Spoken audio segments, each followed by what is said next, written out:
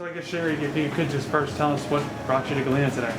Well, believe it or not, I have not done a Cheri on shift for a year. So as soon as COVID hit, we stopped. And believe it or not, also, it was my 100th. So which is kind of weird. So today is our 101st Cheri on shift. I called Max actually after the story ran in the New York Times about succession planning.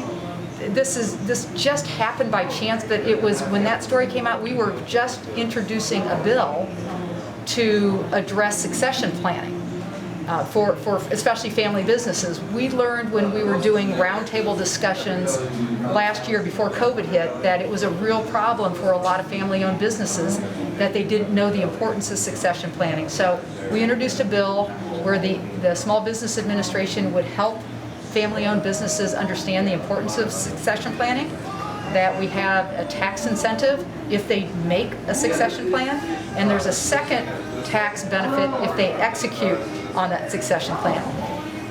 And so we also learned that more than about 60% of businesses overall have no succession plan, and about 50% of businesses owned by people 65 and older don't have a succession plan. So that was the importance of introducing it. But so it was really just kind of by chance that I read about Max, and the story in the New York Times was about succession planning.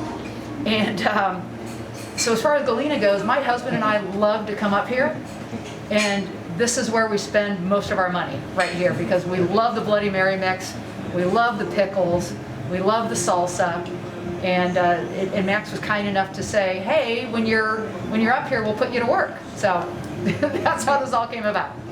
So do you think your bill, I mean, specifically, it sounds like it's working to specifically address kind of a business to be in a similar situation as Galena Candy Company or anywhere? Absolutely. And again, the idea for the bill came from business owners in our congressional district. Another example was there was a dry cleaning store in Aledo, Illinois, and the guy who owned it passed away and didn't have children to take it over. There was nobody in town who took it over. So you've got the whole town of Aledo that doesn't have a dry cleaner anymore because there was no succession plan. And it literally, when the gentleman who owned it passed away, it closed down.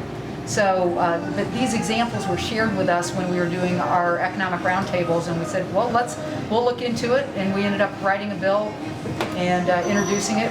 We have bipartisan support, and our hope is that we'll be able to make something happen with it. Now that you see Galena Candy Company, I guess, in kind of a behind-the-scenes fashion, what are your thoughts about it? I guess kind of seems... Actually, I think it's cooler than ever, because to know that salsa, that corn salsa that you can buy here, is made right across the street.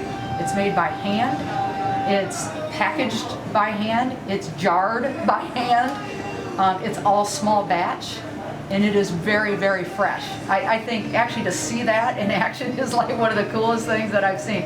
I love family-owned businesses anyway, because you know, like even hearing from Max and Jeff, who's worked with the organization for so long, all of the really the blood, sweat, and tears that goes into building a small business is when they're talking about going out to trade shows when they first got started, and Chef Evo and his gift of gab, and getting people to try things, to what this is today. And with all the possibility that you see with Max, it's still in his 20s and what he wants to do with the business, I think it's like really the sky's the limit.